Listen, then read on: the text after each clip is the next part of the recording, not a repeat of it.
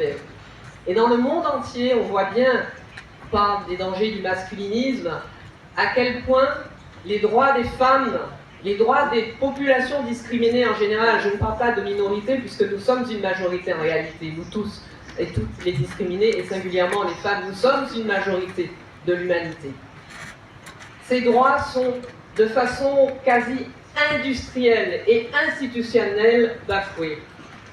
J'ai une inquiétude, chers amis, par rapport à la future élection du ou de la secrétaire générale des Nations Unies, auquel CGLU est évidemment lié de façon très étroite. Qui succédera à l'excellent, au brillant Antonio Guterres? Qui prendra les rênes des Nations Unies sous influence et financement américain, alors que les États-Unis sont dirigés par Donald Trump et J.D. Vance?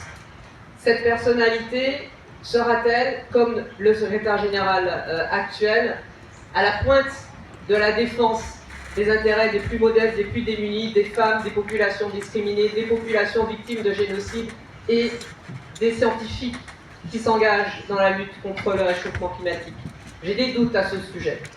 Et donc, alors que nous votons aujourd'hui pour la gouvernance de CGLU, je veux vous dire, et j'en termine, que depuis l'aube de l'humanité, les femmes sont l'objet de toutes les formes de violence. Et pourtant, elles portent le monde sur leurs épaules.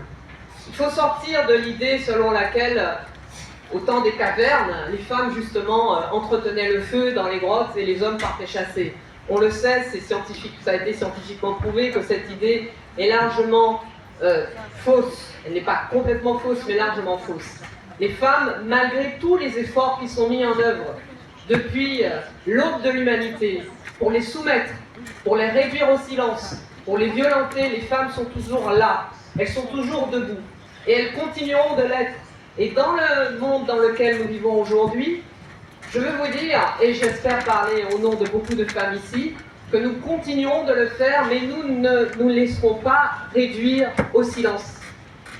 Je termine vraiment avec un trait d'humour d'une créatrice française très connue, très féministe, qui s'appelle Annette Messager, et qui brodait des aphorismes et des poèmes. Et l'un de ceux-là consiste en une petite devinette. Savez-vous ce qui est pire qu'une femme? Deux femmes.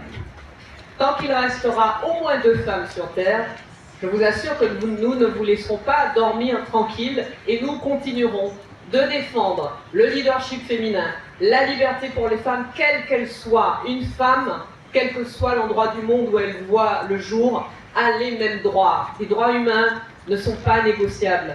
Les droits humains ne sont pas à géométrie variable. Et je suis là, et nous sommes toutes et tous là, car nous avons aussi besoin que des hommes s'impliquent dans cette lutte pour redire que les femmes ont tout à fait légitimité, droit, ambition à être l'égal des hommes et à être des leaders de ce monde. Je vous remercie.